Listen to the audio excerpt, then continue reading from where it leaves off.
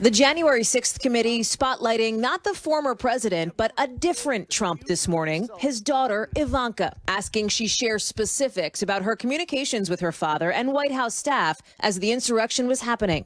We have direct testimony that Ms. Trump went in multiple times, at least twice, maybe more, to her father. I believe she was alone with him to ask him to call off the violence. Lawmakers also want to know more about conversations between Mr. Trump and his then Vice President, Mike Pence, to try and stop the counting of electoral votes, whether Mr. Trump ordered the National Guard to respond to the riot, and his activities after the attack on the Capitol. So far, Ivanka Trump, the former president's oldest daughter, who held an official role in his administration as a senior advisor, has not been subpoenaed.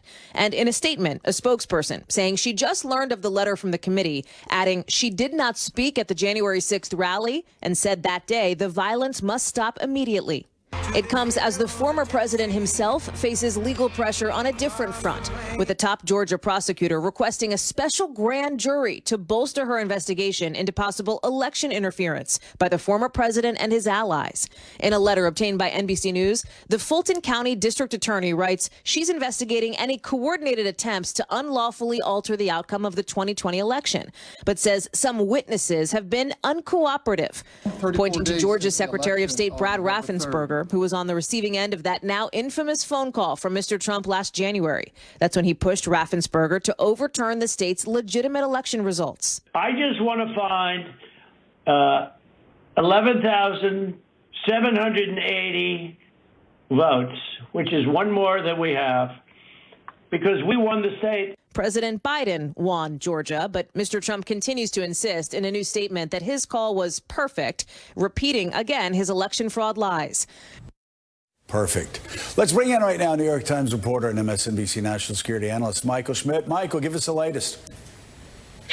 Look, here we are a year out from, Trump's presidency, and there is this diaspora of investigations that are looking at the range of things that you were laying out. You also have the two investigations in New York State that are looking at the Trump family businesses, and Trump forced to sort of defend himself in different ways on all of these.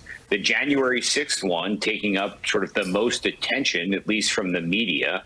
The committee has put out, seemingly every week for the past several months, these different subpoenas that are targeting those closest to the president. In this case, it was Ivanka Trump. They have gone for all of those people, like Rudy Giuliani, the other lawyers that were advising Trump, those people who were counseling him in that period of time.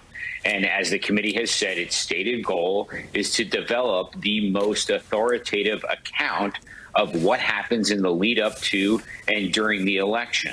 Ivanka Trump could really help the committee in understanding what was going on that day. What was going on that day? Why did it take so long for the National Guard to respond? Why did it take so long for Trump to respond? And had Trump stalled his response for what reasons? Was it because the insurrection was being so successful, because it had indeed delayed the certification and had set off the chaos that it had done? That is a very important sort of black hole in the information around what happens that day. There have been a lot of books and media accounts written about that, but to really get inside the room is what the committee's trying to do, is like what is happening in the Oval Office and in that small annex off the Oval Office as the attack is going on January 6th. And I'll tell you what, the timeline that's going to come out of all of this is really going to be devastating, Willie. By the way, I'm hearing from the Groucho Marx desk. Word of the day, Michael Schmidt said it. He wins. Diaspora. Diaspora. Yeah, that's a winning word right there. That is win. White Cerrone, the San Francisco treat. Michael, we're sending it your way after the show.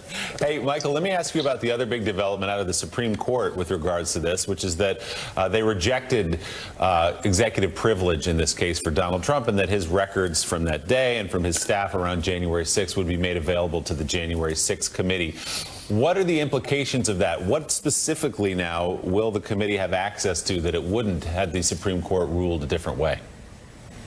So there's a list of documents that has come out in the litigation here that sort of lays out all the different types of things that the committee could learn. And these are documents that include handwritten notes, drafts of declarations that the White House may have been putting together, drafts of speeches and statements, internal logs of who was meeting with who was doing what, to sort of give the internal picture inside of the White House of what was going on, email messages, other messages, phone records, that sort of thing. A little standoff is that Trump was trying to stop all of these documents from going to the committee. There was a hope that his appointees on the Supreme Court would come to his defense. Right. They did not do that. The president has lost. The documents will now go to the committee, and the question will be two things. What does the committee do with the documents? Do they simply hold on to them and use them as investigative leads, and then maybe publish parts of them as they put out a report? Or does the committee release sections of the documents in the coming days? So that's what we're sort of waiting on. All right, Michael Schmidt, thank you so much for your reporting. Appreciate it as always. Enjoyed the rice-a-roni, and said this was not a normal White House. He also wins understatement of the week on Morning Joe. So we were talking in the break about football games this weekend, and you also you're going heavy on the Bills. Yes, Josh Allen the other night played, I thought, one of the greatest games in the history of pro football. Well, wow. More touchdown passes than incompletions. And now the overstatement. Go ahead. No, his quarterback rating was less than 1 point below perfect. It was like 157.8 or something. More touchdown passes than incompletions. The decision making was phenomenal. It was as good as you see. It was like watching Federer or Tiger Woods. Any of these guys totally in the zone, just playing at a level of excellence. It was just a treat to watch. You rarely see athletes perform at that level that consistently for an entire game. So it was a real treat. I watched football a long time. I don't know if I've ever seen a guy flick a ball 60 yards more effortlessly than Josh Allen. And then, by the way, at 6'5", 240 or whatever he is, to be elusive in the open field and run so for a first down. So you're going to basically agree with me, and that was not an overstatement. So I do not win the overstatement. Greatest of all time. I'd have to go talk one to of the the Morning greatest. Joe historian. One of the greatest. Morning Joe football historian. Yeah.